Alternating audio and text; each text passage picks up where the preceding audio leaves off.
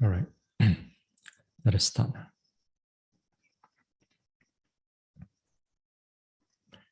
Kayena vacha chittena pamadena maya katang achayang kamame bhante bhuri panya tathagata kayena vacha chittena pamadena maya katang achayang kamame dhamma sanditika akalika kayena vacha chittena pamadena maya katang achayang kamame sangha supatipana anuttara sadhu. Namo tassa bhagavato arahato samma sambuddhassa.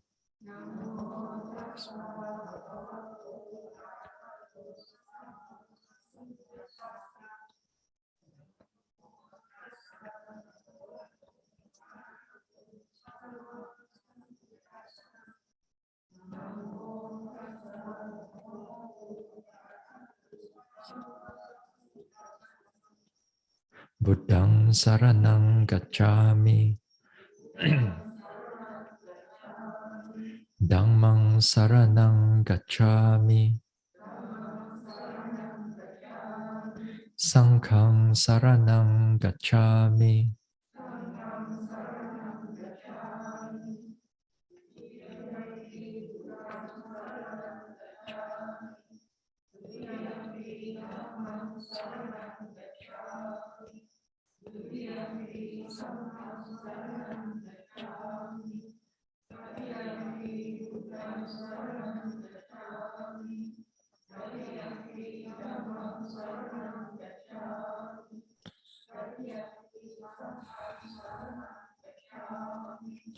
Tisarana kamanang paripunang panatipata veramani sikkhapadang samadhiyami.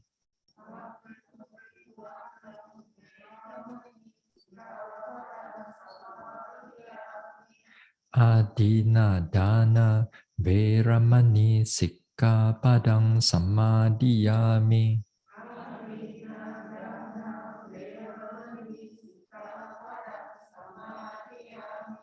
Abrahmacharya veramani sikkhapadang samadhiyami.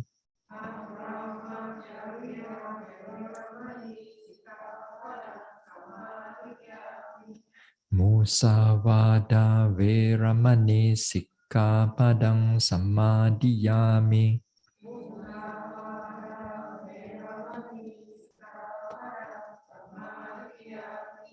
Sura meraya majapamadatthana veramani sikkhapadang samadhiyami.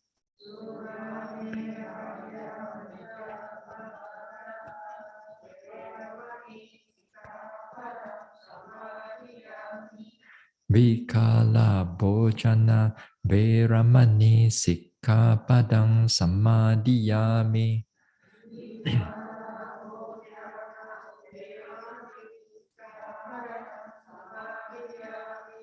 Nacha Gita Wadita Visuka Dasana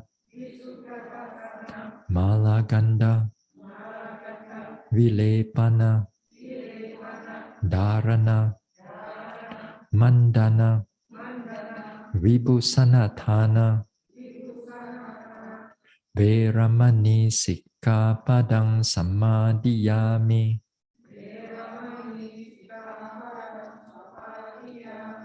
Uchasayana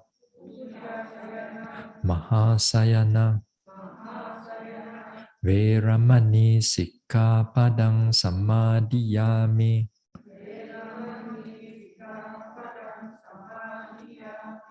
idang me silang magapala nyanasa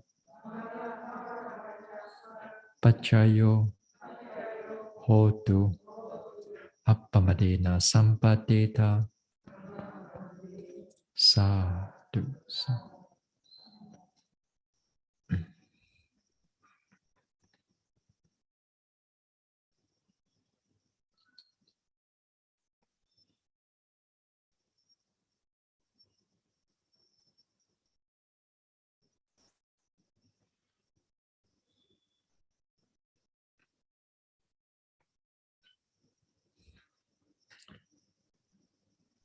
All right. Let us do some guided metta before we start the Dhamma talk.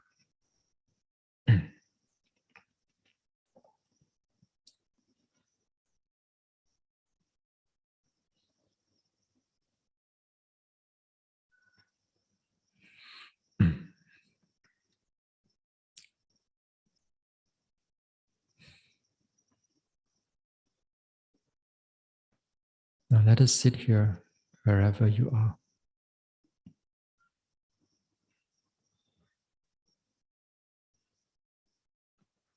Relax, relax the body.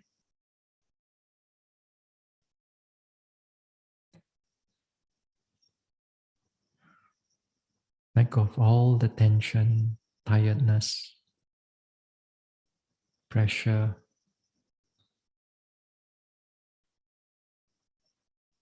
Keep the mind calm and peaceful, present here and now.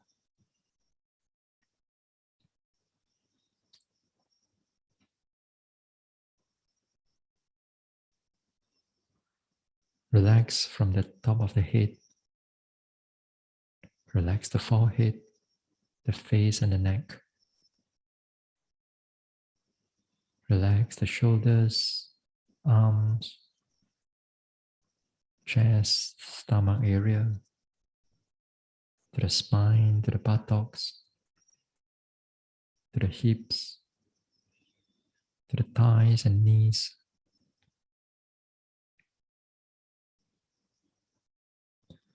to the calf, ankles, soles, toes. Now relax the whole body while keeping the mind calm, clear, and alert.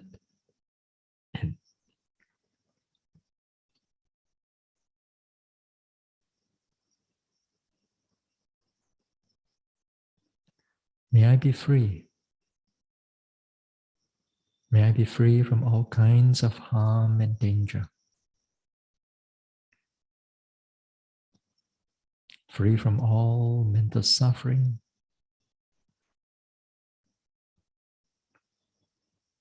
Free from all physical suffering.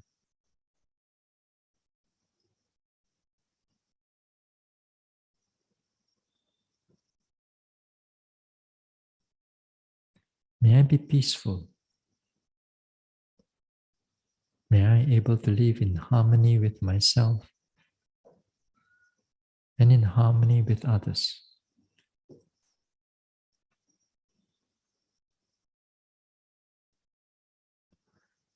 May I be well.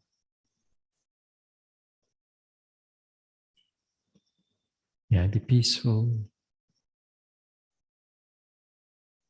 And may I truly be happy.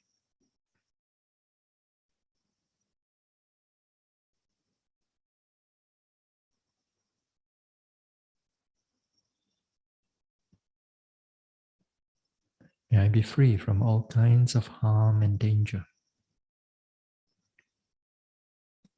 Free from all mental suffering. Free from all physical suffering.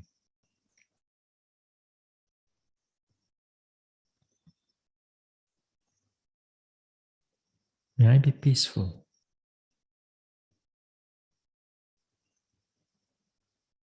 May I be well. And may I truly be happy.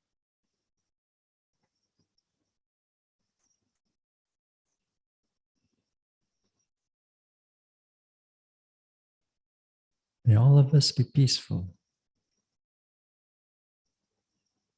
be well and healthy, and may all of us truly be happy.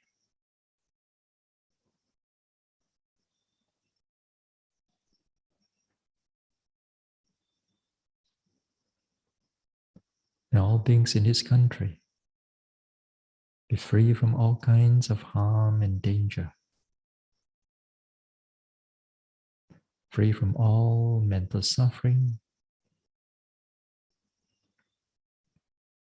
free from all physical suffering,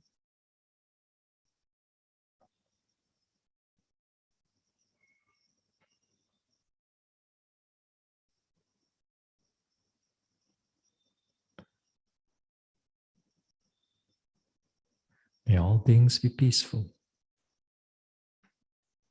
be well, and may all beings truly be happy.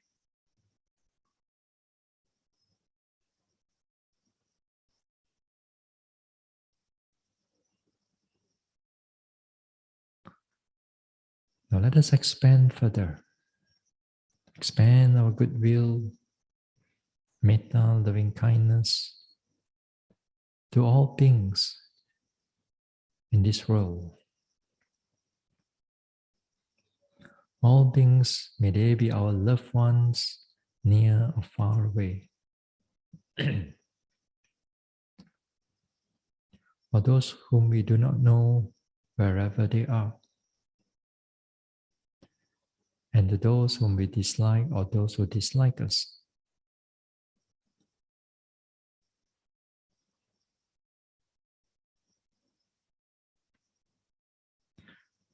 To all the guardian devas of the sasana. To all other devas residing in this world. To all the unfortunate beings seen or unseen. And to all the animals, big or small, far or near, seen or unseen.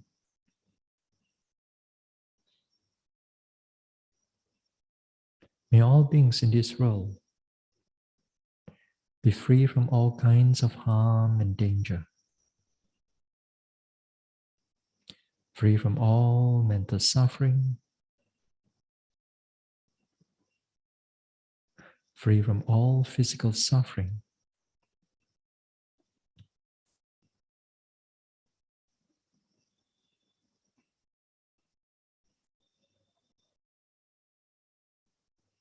May all beings be peaceful. May all beings able to live in peace and not in war.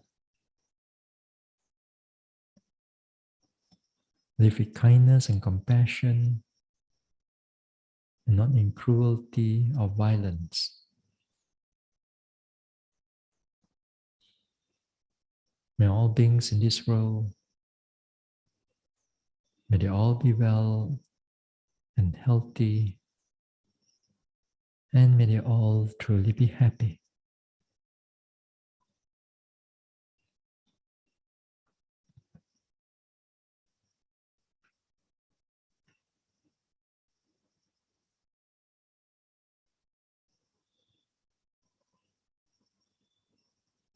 May all beings in this world be free from all kinds of harm and danger. Free from all mental suffering. Free from all physical suffering.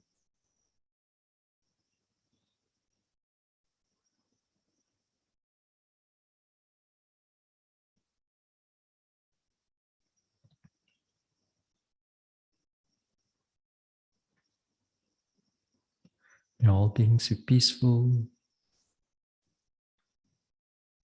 May they all be well. And may all beings truly be happy.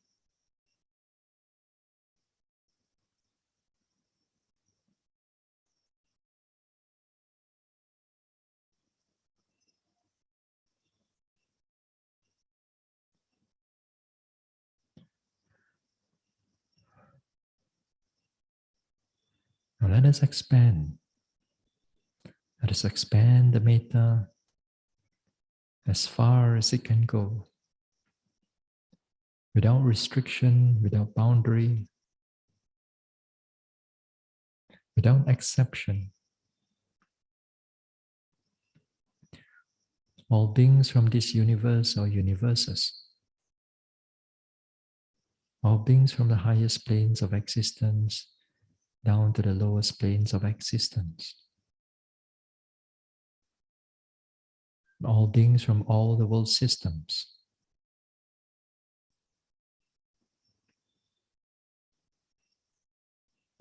May all beings without exception be free from all kinds of harm and danger. free from all mental suffering, free from all physical suffering.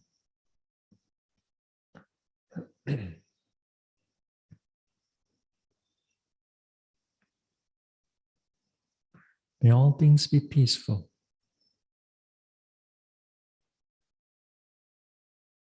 May all beings be well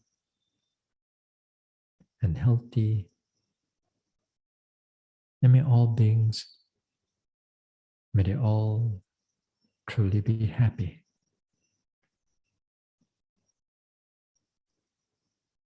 May all beings without exception be free from all kinds of harm and danger, free from all mental suffering, free from all physical suffering.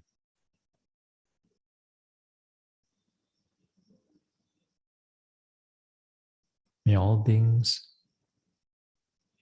may they all be peaceful. May they all be well and healthy. And may all beings truly be happy. May all beings be peaceful, be well, be healthy. And may all beings truly be happy.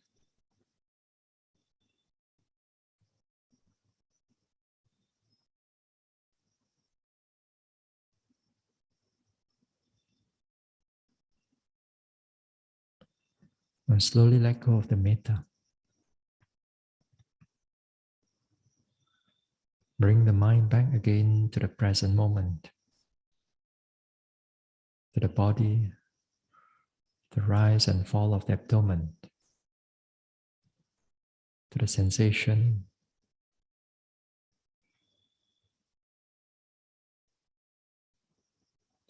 Then we can slowly open our eyes.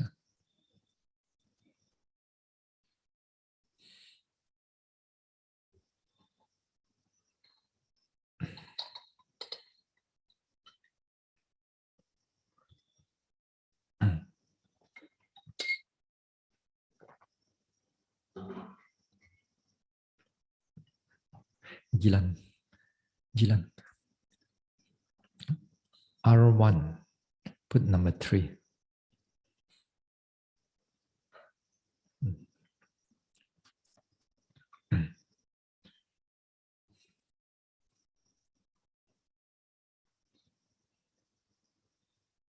Okay.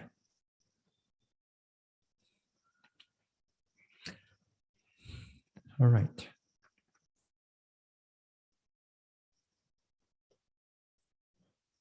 So Tuesday we were talking about the intentions. That as a yogi, this intention is something that we need to do it every retreat, more or less. Sometimes the intention comes more because it's a natural progress of the mental development. That is to say, it will come naturally. It will come by you seeing actual intention itself. That you see that it arises and it passes away. In the beginning of the practice, we don't see that. In the beginning of the practice, the intention is all mental label only. But you're actually not truly seeing the process yet. But when it goes deeper, the labeling and the actual process being seen together.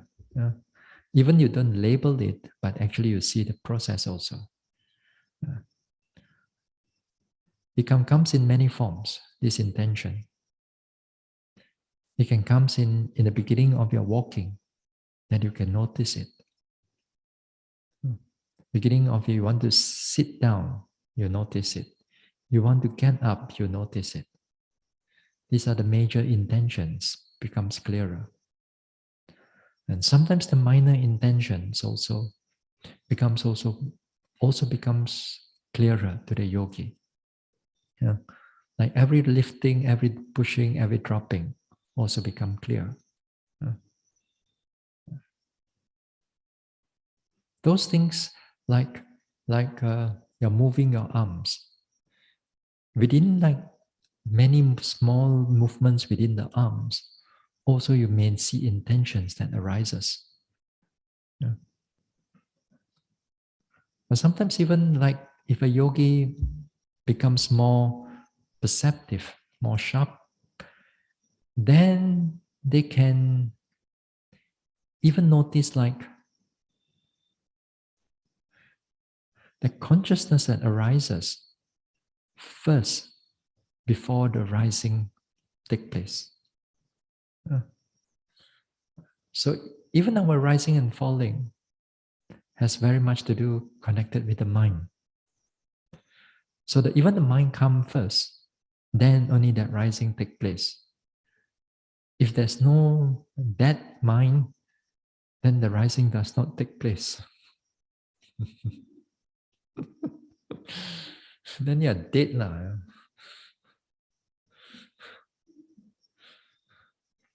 But you will eventually come within a short run. Within a few milliseconds, you will come. But that few milliseconds, you saw or you see the consciousness arises. Then it arises, it passes away, rising take place, of the abdomen take place. Then when you fall, also the same process. This thing comes first, the mind comes first, then falling. Yeah. Then sometimes you may see,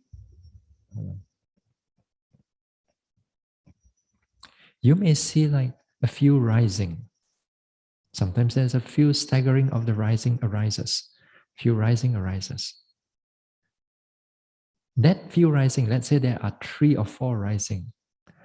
There will be 3 or 4 consciousness that arises before that rising take place. Sometimes you may see that, which is interesting. Therefore, you will see a lot of. Hold on.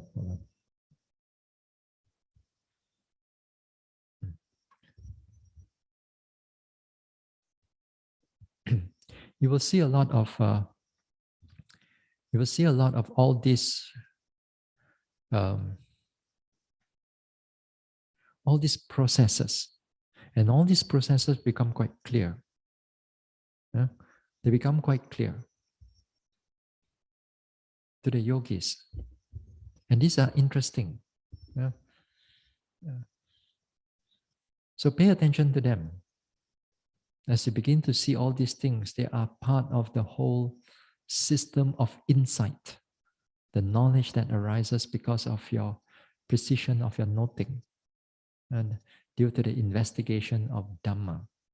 So you keep more noting all these things, then all this will slowly reveal to you clearly. Yeah? So you will see for yourself in its own way. All you need to do is make sure you note your things, note your objects precisely, clearly. Yeah?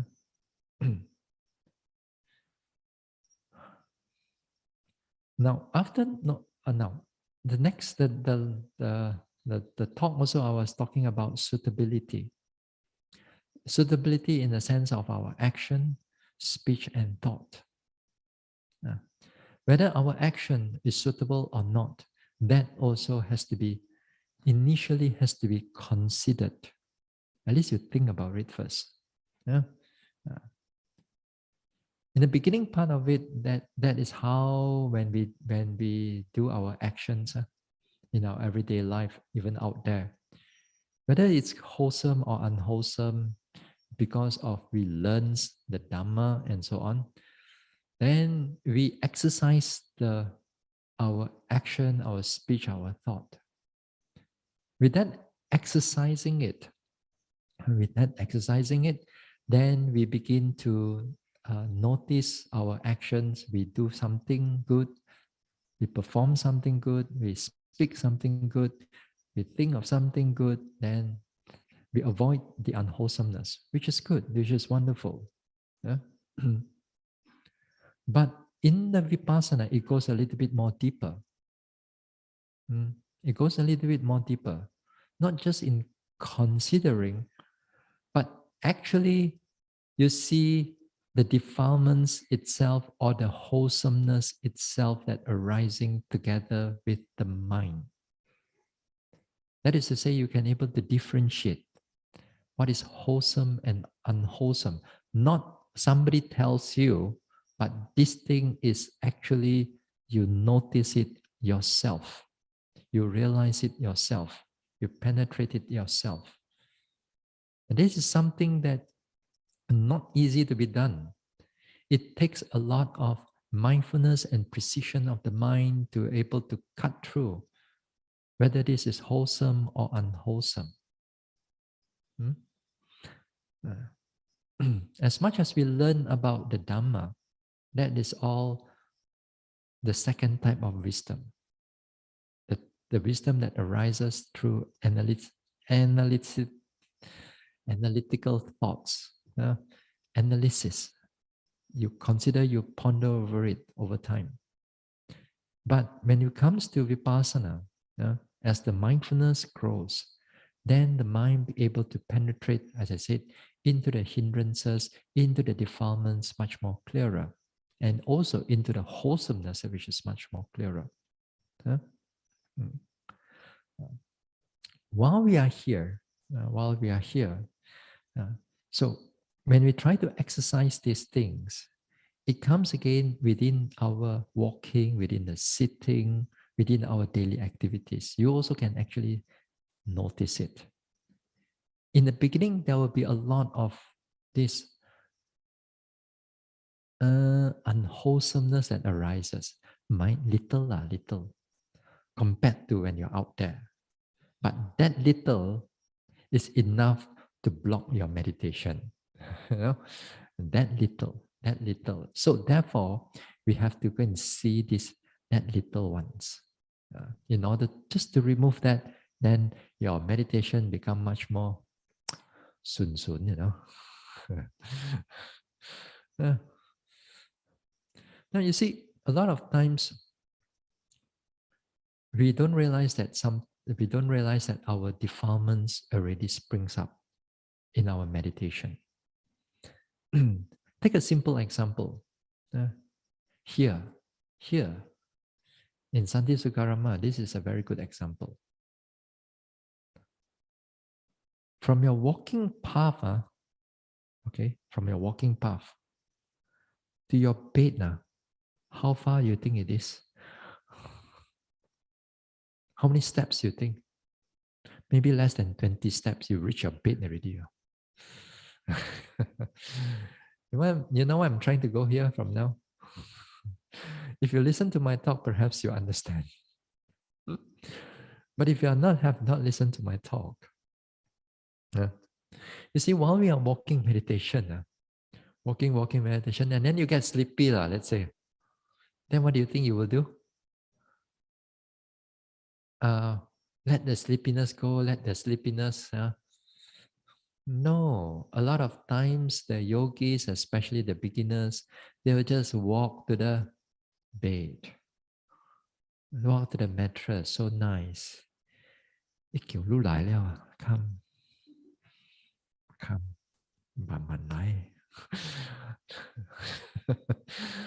ask you to come, then you sit down, they start talking to you, then you lie down, song.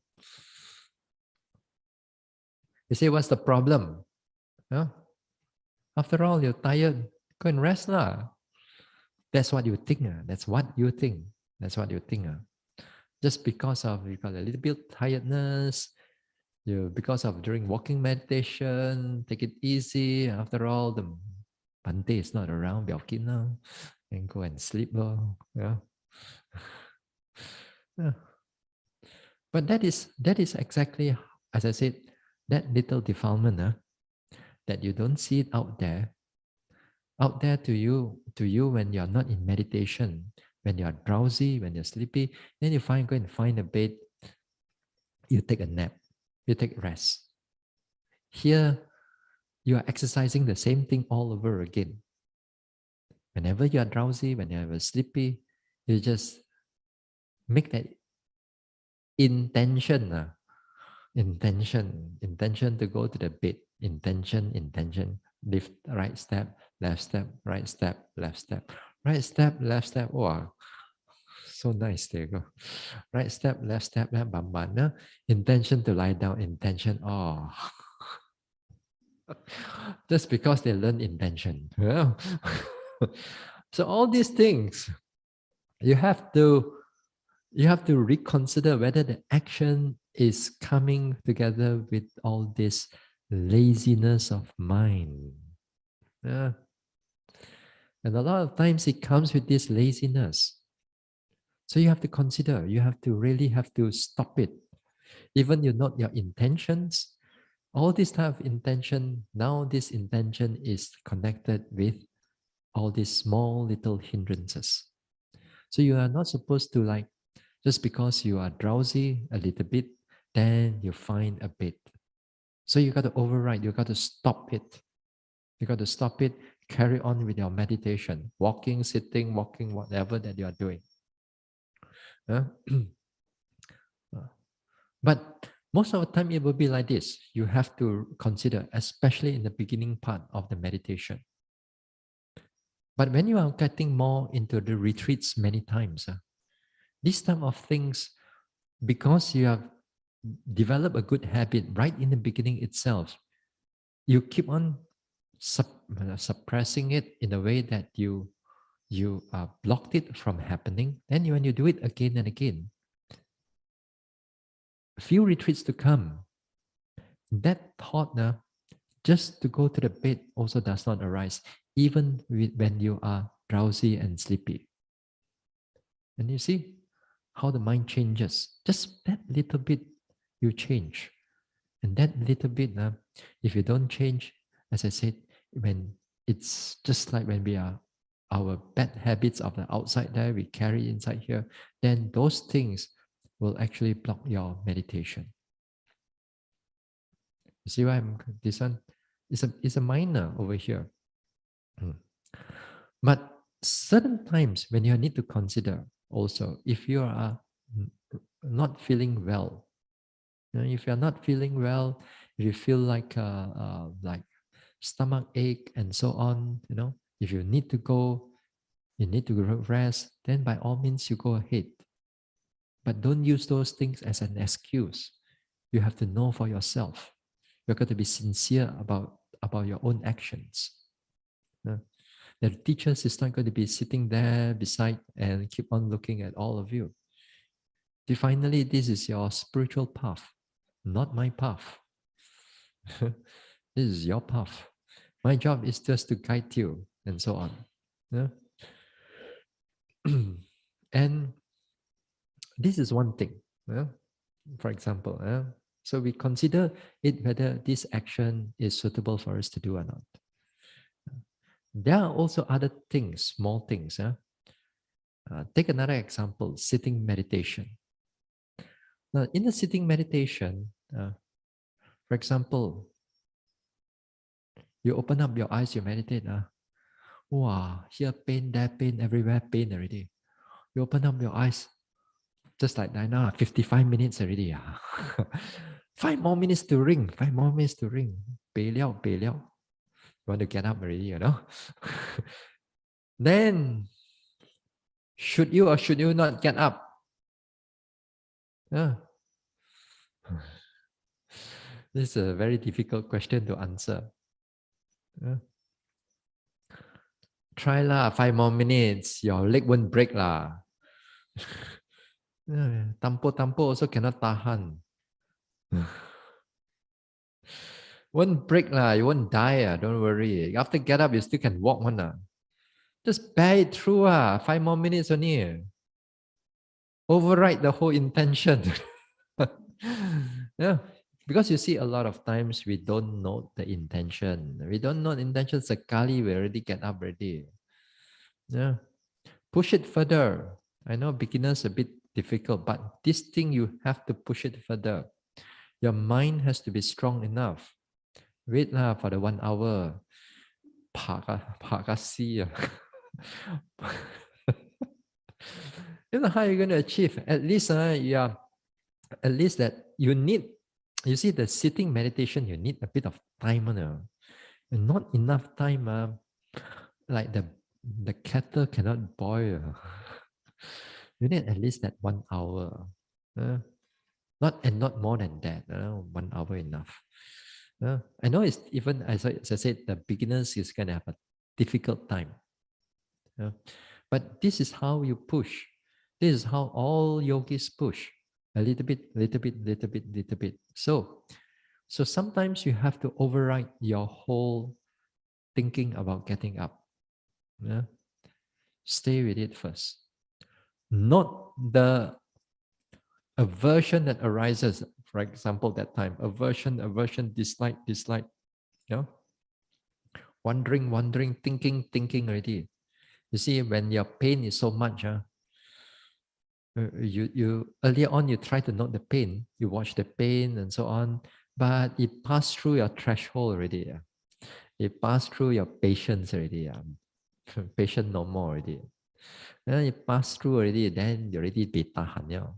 So that time you're betahan, that time, that is where a lot of thinking coming in.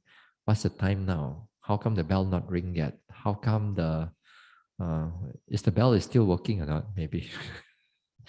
Is the, is anybody get up already? How's my neighbor? My neighbor still sitting or not? Yeah, my neighbor still sitting. Okay. But you neighbor get up, you also want to get up. So a lot of thinking coming in, then thinking of all kinds of things, But after how many days you already here? More than 1 week already. Like still okay, no problem, So it's all about our thinking only. It makes it all one only. So what you should do, you should note the thinking mind.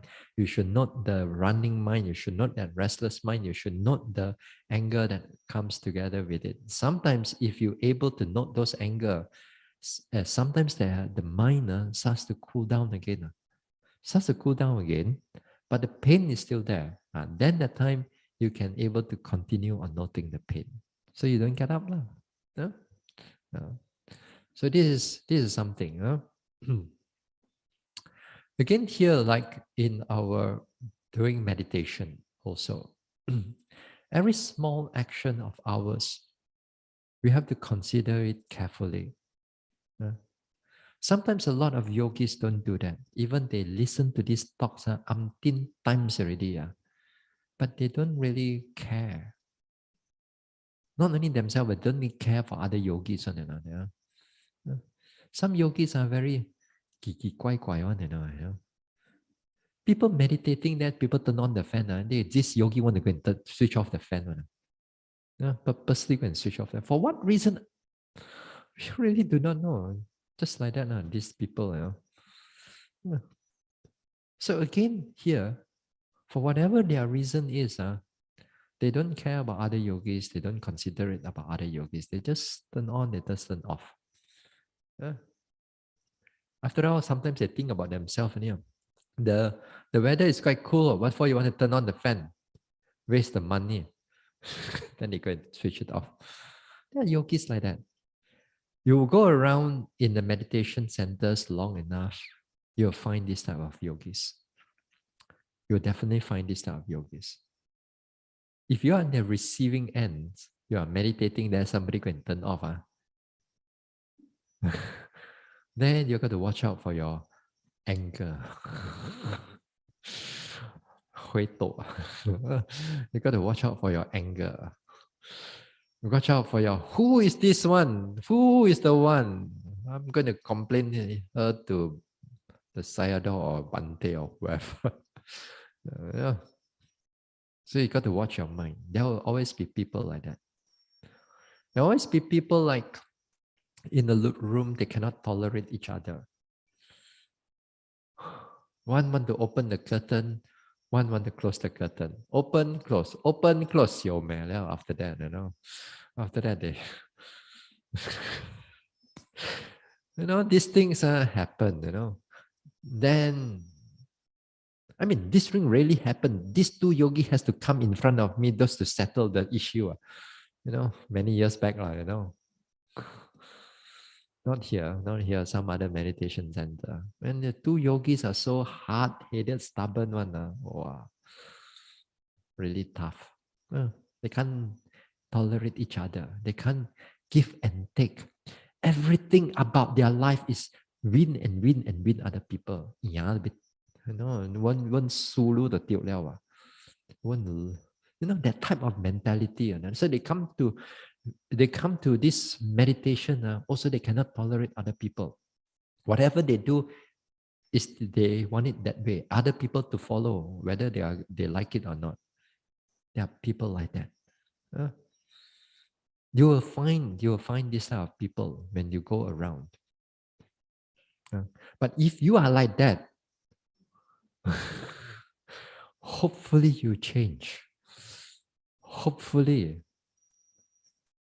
But over here, a lot of you are past 60 already.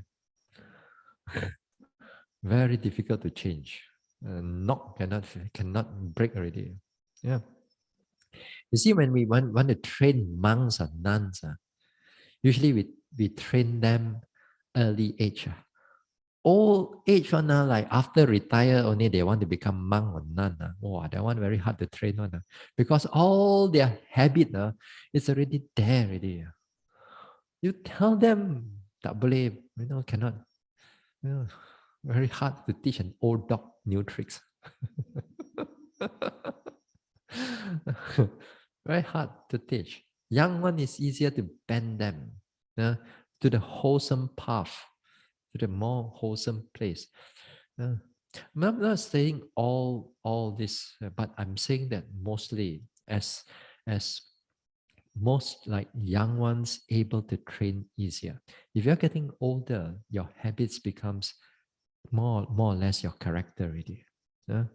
But nevertheless, all this character can still be changed if you make the conscious effort to change it. If you make a conscious effort to change it. And here, while in the vipassana, that conscious effort means that you're mindful of it. You're mindful of your small little actions. Sometimes you want to turn on, you want to close, you be considerate for other people. Then sometimes like there are some people that I know of also. The buffet line, that mostly when we have this eating time, the buffet line. Some people, if they got fried chicken, they take few pieces one, they don't care about the last one, They go and check the buffet line, which one hold it first, Then quickly make themselves number one and number two, Or after the nuns or after the monk, Usually, and then they go and stand there. Then when they take the food, they take everything first on. They don't care about other people at the back there. There are people like that. They just don't bother about other yogis. And we've seen it here. The one that I talked about this fried chicken one happened down there in this kitchen. Many years, not this retreat, not this retreat. I mean, long time ago. There are people like that. Yeah. Difficult people. Yeah. So you see, these people they don't consider. They don't take note of their own actions, and they don't realize that little greed arises, that little anger arises. All these things that arises, they don't take note of it, and all these things already spill over into their action, into their speech. And the same thing also when we are staying together. Like the moment that you start talking only, the moment you start talking, everything you think that the other person can become kawan, can become buddy on a whole say liao, talk, chat, talking. Yeah, like that. So you got to be really careful about your speech. Even sometimes your 2 or 3 words that you speak, you can be sort of like other yogis can misinterpret you, because you speak 2, 3 words only. Then you speak 2, 3 words only, and then other yogis will become very, what is trying to say? After all, we are not supposed to talk. Some people are like that. So it's better to keep it to yourself, unless it's really necessary. Unless it's really necessary. Uh, Sometimes some yogis do not know what to do, certain things here and there. Well, you can always ask them to refer to the Sister Sam, ask them to refer to the those helpers and volunteers. Not necessarily going to do things for them. So all these are our actions, our speech. You have to be careful over here. Out there, you don't consider all these small things, but here, all these small things can a lot of times comes with our small little defilements. And when you do that, when you consider it again and again, you pay attention to the thoughts again and again, then you begin to aware of your own small little hindrances that comes up, or small little defilements that come up. Then because of you able to notice those things, you stop that action if there's defilements. If unnecessary, you stopped it. Then it's good for you. It's good for others actually. Yeah. It helps you, these small little things, it helps you to pull back, to control your own defilements. So long enough, you do this again and again, then long enough, you see that this type of actions become unwholesome and become less and less and less. Not to say zero, but it becomes less. You do your meditation, you only do your own meditation. You're walking, you do only your walking. You don't go do this, do that, do other things. Some people like walking meditation, halfway they go into drinking, they go into toilet and so on. But they go in the toilet, go into drinking, it's just that the walking is so boring right now. They take a break in the toilet, sit there. You don't do anything but just sit there. So your whole intention, you see, to you, you're not disturbing anybody, but your intention is not very wholesome. Yeah? There's a bit of laziness there. Yeah? So these things, if you are precise, if you take note of these small things, it really, really helps you in your meditation. Many times, perhaps in other places, you may not hear all these type of things. But these things is I sendiri buat mana, I sendiri. Slowly you discover it for yourself. All these small little things, you slowly discover it for yourself. And then you notice that there's defilement here, defilement there. And then after meditate more and more, then it's getting less and less. So too, your action also is like this. So you take note of all these type of small things. Become very helpful. Yeah. It becomes so, again, it becomes helpful, not only just wholesome and unwholesome, but also it's within like what is wholesome and what is more wholesome. As I said that on Tuesday, this purity of mind, as you become more mindful, clarity of mind, every moment of your mindfulness that arises, all this wholesome resultant in the future, because it's a wholesome mental state. It's a mindfulness after all. Yeah? And that wholesome mental state, because it's purified, then the resultant is very high. So therefore, other actions like service, like you want to do, say for example, sweeping and so on, not to say you cannot, but do it in a minimal will do. Not until become so tired, sweep the whole garden here, sweep until 2, 3 hours, then you sweat until then so tired, and then you want to go and meditate. Cannot, then after that you'll be too tired. So don't do that. Other places, other monastery, you are required to do those things. You're not required to meditate like over here. So you cannot take all your own thinking from other places that you have stayed before and then you bring it over here. Then you bring it over here, then your meditation will be disrupted. So because you cannot differentiate which one is purer, which one is less, which one is wholesome, but which one is more wholesome. But a lot of times, because of our delusion, we think that something to do with action one more wholesome one. Sitting down there, nothing, doing nothing, what wholesome. That's most people will see that anything to do, something to do with action one is better for them. That's why in the world, even in the Buddhist community, we love to do dana. We love to do service a lot. When it comes to meditation, how many of you here? Yeah. When it comes to sila, people practicing sila or your morality, discipline, will be more. People practice meditation less. People practice dana, service, and so on. Now, that is a lot. Because action, to them, action speaks louder than words. Than non-action to them, Non-action to them is just sit down there, non-action. So something to do, something that touch one, like for example, you offer a rope, offer a food, and so on. Something you touch one, they feel good. Yeah. So to them, that is much more stronger, happier. To them. But here in the mental development, then you see that as the mind gets developed further, then you will realize in the beginning part, you only see sleepiness, drowsiness, thinking, rising, falling, not much. You don't see that purity yet. Yeah? But as you persevere, you push through, then you will see it. Yeah? So in this way, in the long run, in this meditation, you begin to change your character.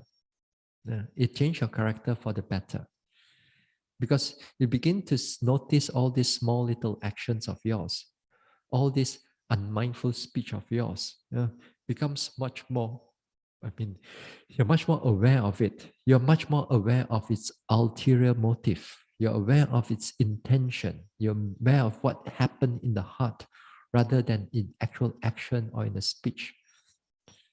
Then not only you aware of yourself, you also begin to aware of other people.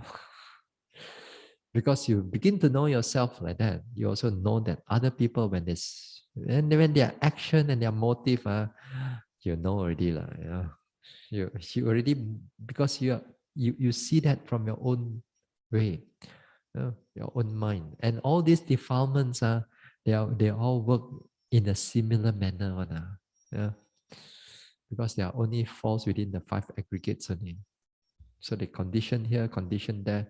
As you read your own mind, as you begin to discover your own mind, it makes your life more happier. Yeah? Even before enlightenment. Yeah? So this is something that we have to consider. Okay? Yeah.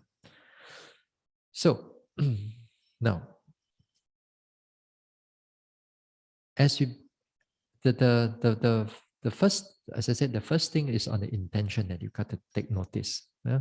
So the intention, it differentiate what is the cause, what is the effect, what is the mind, and what is the follow-up of the body action, for example. Then the second one is the suitability of our actions, speech, or thoughts. Then here you differentiate what is wholesome and what is unwholesome, what is suitable and what is not suitable to do, what is necessary, what is unnecessary. Yeah? So you begin to consider it clearer, pay attention to it more clearer. The third one is to differentiate again. Now, the third one is to differentiate which is your suitable object of your meditation and which is not the suitable object of your meditation. And that also is important. Yeah? It's the suitable object of our meditation. Like, for example, while we are here, we already ask you to consider, not consider, we ask you to note your rising and falling, sitting, touching, pain, to note your pressure, hardness, softness, to note these type of things. This one in the Abhidhamma, they call it the so-called the realities. They call ultimate reality. Okay. Now, what is not suitable object for meditation? Not suitable object for meditation, as I said, sometimes I said you don't go into the story of your thinking, of your thoughts. You go into the story, then all your mindfulness will start to drop away.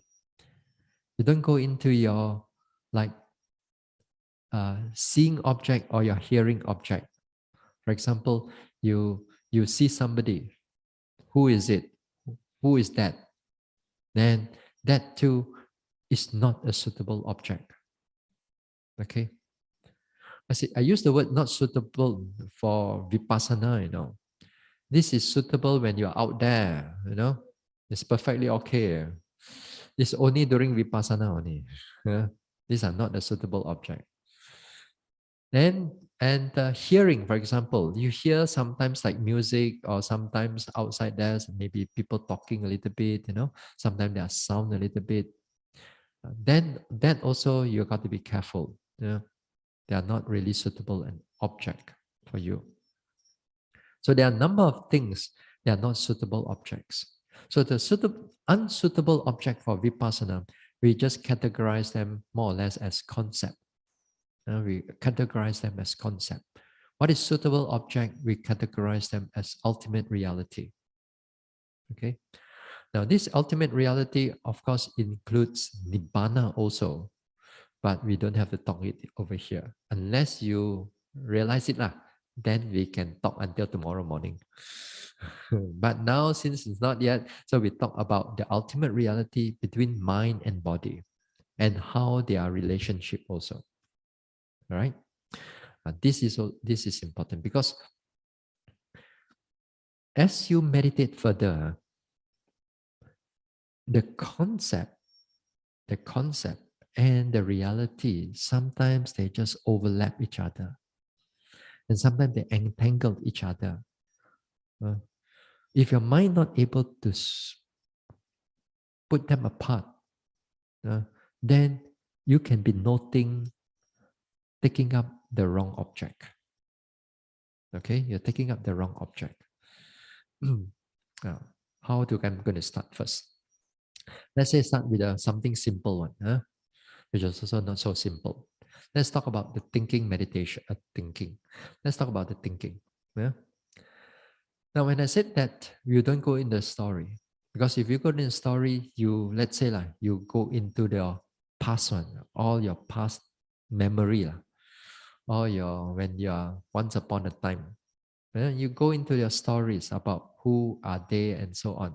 You can recall their name, you can recall the time, you can recall the situation or the place also, all right in their mind, and it's all start playing through inside the head, inside the mind there. So if you fall into that, then you are not mindful anymore. You're not mindful anymore. Okay? So that is a wrong object. The right object within the thinking is to note the process that is occurring. That is to say, right now, the mind is processing the thoughts to arise. Okay? That processing of the thought is the present object. It's the present thing that is happening. That means that processing is a suitable object, is the right object, is the ultimate reality. But what being processed, the resultant of that processing is all your thoughts and all whatever that you see. Those are concepts. So this concept is not your object. This processing is your object. Okay? So again, let me repeat now. The concept, the thoughts, and you see all these things, it's not the right object. But the process, that mind that is processing the thoughts, this processor is the present object, and therefore it is a right, suitable, proper object for vipassana meditation. Okay? So that now I'm talking is in theory, which is good. At least, hopefully, you understand.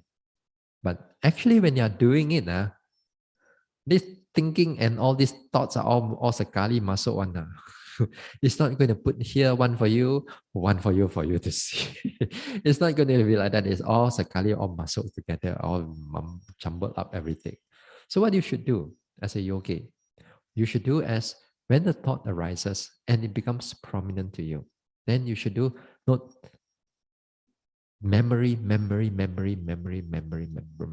Try your best not to go and interpret the thoughts. You interpret the thoughts because you interpret the time, you interpret the who is it, you interpret who are they, what situation is all that. So because of your interpretation, then it goes into thinking, it goes into concepts already. So your job is just to like pull yourself out from the thinking and note it. Thinking, memory. And as if like sometimes when you pay attention to it, sometimes you see the story go from one, another. Sometimes the story changes a little bit faster. Sometimes the story changes a bit slower. There and then there and then go. So your job is just to make sure you don't go inside the story. Yeah? Yeah.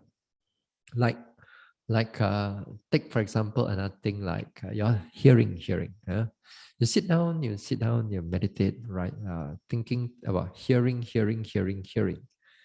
So the music is there. Your Ten I Ching, all your song, all there coming out. Wow, very nice. The, the moment you know the lyrics,来了. You, you don't have to hear all the lyrics. Your mind will fill up the blanks. With the fill up the blanks, it also fill up the rhythm also. It makes the whole rhythm inside. You may not hear the song fully, but the song will be fully played inside your mind. The actual song, because you remember it. Uh, so something that you're familiar with, something you're attached to in the past, you don't have to hear it everything. All you need to hear is a little bit only. Your mind will create everything up for you after that. So what you should do again? So a yogi again, then this time again here, you're not hearing. Don't go in the story. If the story is not going good, don't go into the sound. If the sound is like music or people talking, then you have to be very careful. You have to be very careful that you will start to interpret what is going on. Now, when you stay in overseas and meditate, very good, because whatever they talk, you don't understand. It's all noise only. It's noise only. But while you are here in a local, when there's somebody talking, if you can understand that language, see your mind, sometimes it's not talking about you, also you're thinking they are talking about me. Yeah, all you need to do is to understand that thing only. And our concept, it goes into it very fast. It goes into a process of producing, interpreting, thinking, imagination, and so on very fast. So what you should do is that make sure we're not hearing the best, as best as you can. Yeah? If not, just tell yourself, just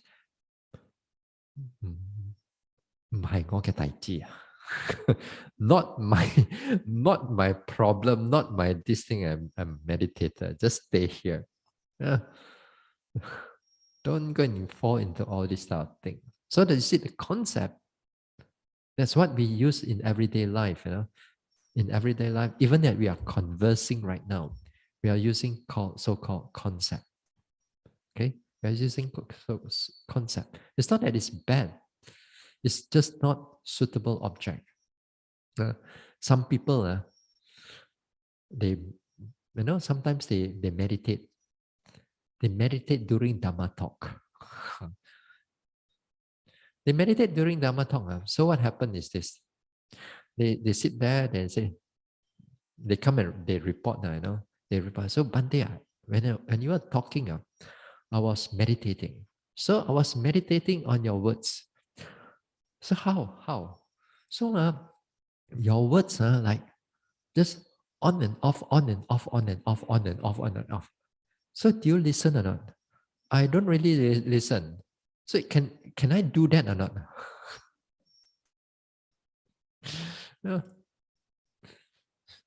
Again here, when you tell them it's not okay, but they're still meditating.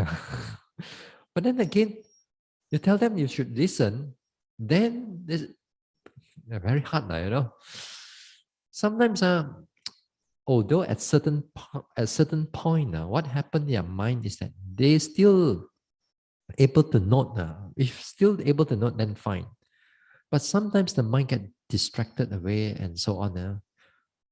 At the same time, they are not meditating and also they are not listening to the talk. Their mind is somewhere already.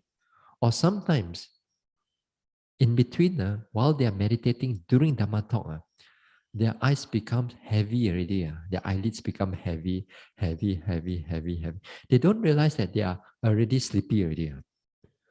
So, other words, they are not meditating and also not sleeping. Not listening also to the talk. Both also this one. It's always better to during Dhamma talk to open up the eyes better, less sleepy. Yeah.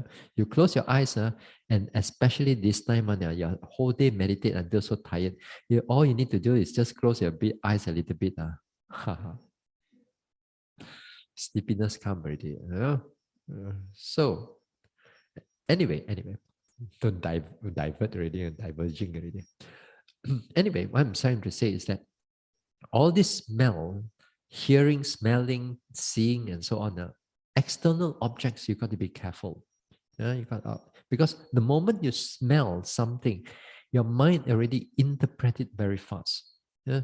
Before you come down for your lunch, if you smell something, you already know what is cooking down there already. You already know already because your mind is forming the whole thoughts and the whole idea up already. So that is called concept. So what happened? What should you do when you're not smelling? You're not smelling, smelling, smelling, smelling. So it comes back to the actual proper vipassana objects. With that, then there's a continuity of mindfulness. Let's say like you note your rising and falling, not rising, falling, rising, falling. Then suddenly you smell something. Now, if you're not mindful of that smell, you already gone into thinking already. You're going thinking. That means mindfulness break already. So mindfulness break already. Then you smell until you come on. Yeah. Then okay, let's come back to rising and falling again. Then rising and falling also like that only lah. Nothing but that's why there's no. You see the continuity of that mindfulness break. It breaks. So because you didn't make an effort to not smelling, smelling, smelling, smelling, smelling, smelling, smelling. After you, if you notice smelling, smelling, smelling, then that continuity goes from rising, falling, it goes to smelling, smelling, smelling, smelling, smelling. Then if the smelling is not too strong, then you come back to a rising and falling again. Then there's a continuity of mindfulness. That's where we tied up all the loose ends in our meditation practice. All these small little things like hearing, smelling, seeing, and so on. Seeing, you may not see actual seeing in the sitting meditation, but in the walking meditation, that is where there's another problem. Seeing sometimes, like for example, of course, like over here, sometimes you walk, then people are walking beside you also. Of course, there's always some disturbances there. But you must learn to accept. You must learn to accept that all of us are trying hard also. Yeah? If you can, there's other places, less people, then go to other places, there's less people, then well and good. Okay? But if not, you must learn to tolerate. If not, you must learn to control your senses. Stay with your own path. Stay with your own movement of your leg. Just come back again. Don't let the eyes goes too much into other people. Sometimes we are very capable. Want to see other people leg, how high they go up, how far they go, how slow they go. Very capable, really. Just do your own.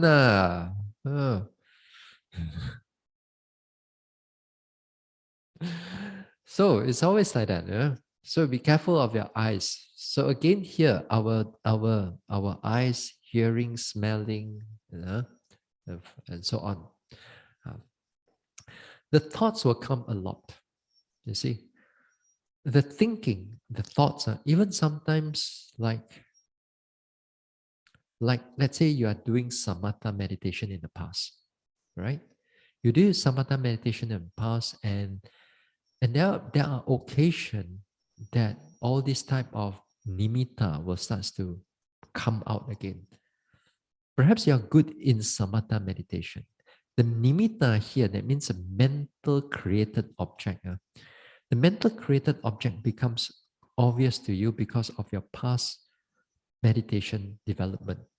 Now, here you got to be careful. Yeah? You got to be careful that don't fall into this created object, because that created object can be looks very real.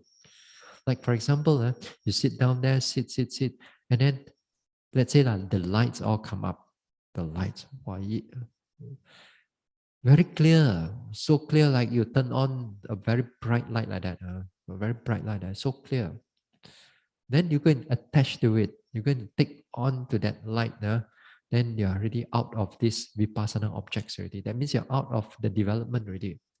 Uh, uh, Then your job is again, if this thing happened, you have to come back again to your body. Come back again, because you know that this is not the right object to take up.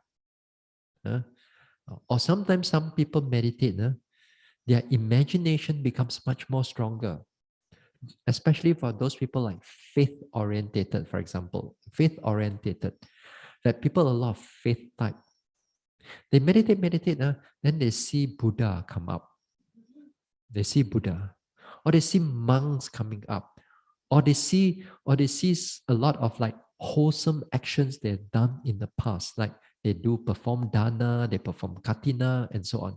All these things arises in their mind, and this time those things become very clear to you, because again, nature, due to the nature of mindfulness, it makes this concept also become very clear to you. That's why sometimes your past actions, past 20, 30 years, you can recall them very clearly.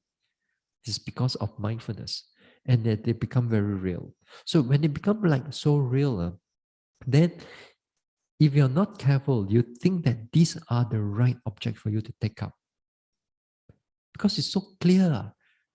In the past, I never had this thing so clear. How can? How come this time is so clear, but it's been something great, something good?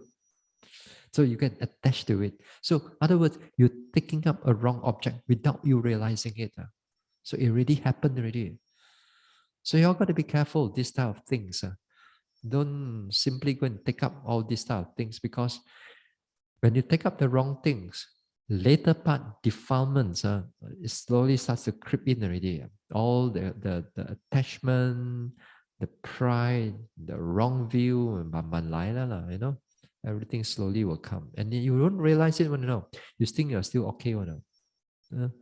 So that's why these are also important, this topic. Okay. So I think we stop here for tonight, and we'll continue tomorrow night. Continue tomorrow night, same time.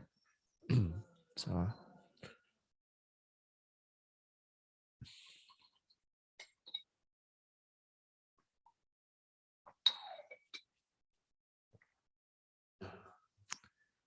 share merits.